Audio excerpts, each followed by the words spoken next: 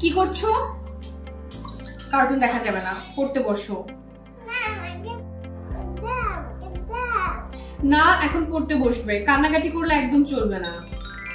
এটা জাস্ট 1 মাস আগের কথা, যখন আমার মেয়েটা একদম পড়তে চাইতো না, সারাদিন শুধু মোবাইল নিয়ে কার্টুন আর কার্টুন। বাট আলহামদুলিল্লাহ এখন সে নিজে থেকে পড়বে। ট্রাস্ট মি, আমি ওর পড়াশোনা নিয়ে অনেক চিন্তায় ছিলাম, কারণ কিছুদিন পরে ওকে স্কুলে ভর্তি করানোর কথা ছিল, কিন্তু আমার মেয়ে তখনও কিছুই পারতো না।